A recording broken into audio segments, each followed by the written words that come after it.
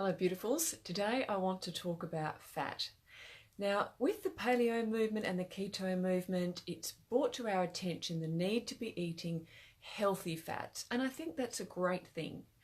But at the end of the day, fat is a very concentrated source of energy, and we need to make sure that we are not eating too much, especially when we are trying to release weight.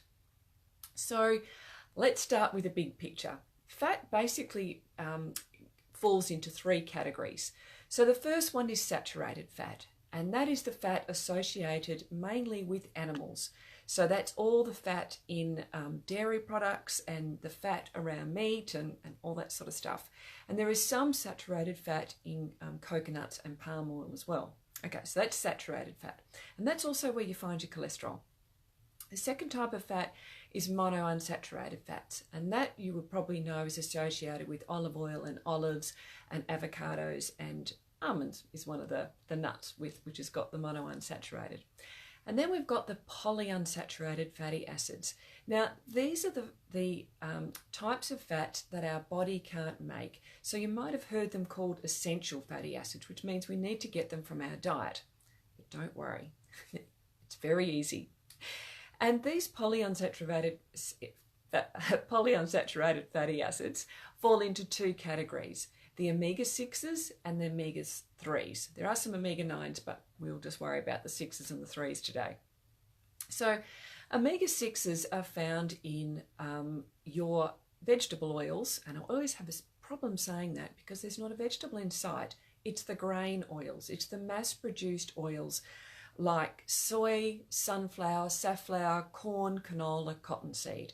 Now these are oils that have only been around for 50, 60 years because we didn't have the ability to process and make these oils 100 years ago.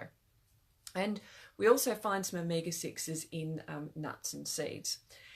So they are very, very easy to get enough of.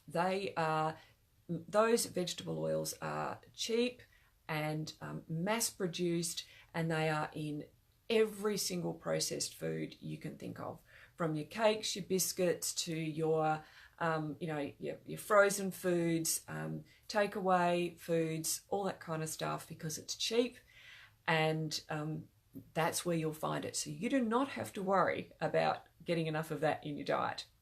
And then we've got the omega-3s. So these are a little bit more difficult to find. Now these come in fish, so you probably would have heard about that.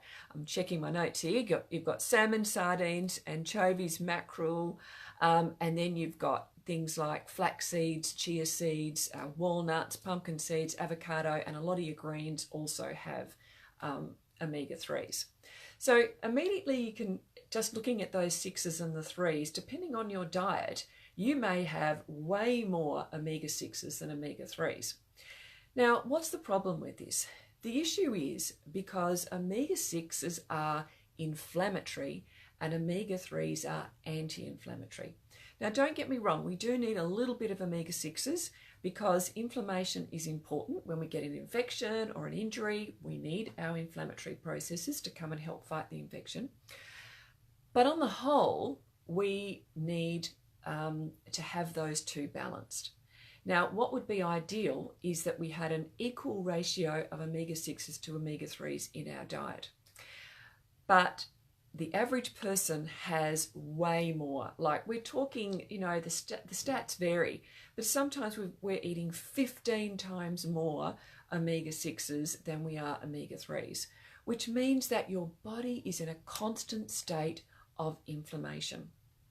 And that is not what we want, especially if we've had cancer or you've got any chronic disease, for goodness sake. We do not want constant chronic inflammation. So once again, we need to look at the diet. And of course, the easiest way to bring your omega-6s down is by eating less processed foods, eating more plant-based whole foods like fruits and vegetables, whole grains, and beans and legumes. So that's my little nutshell on a little fat lesson for the day.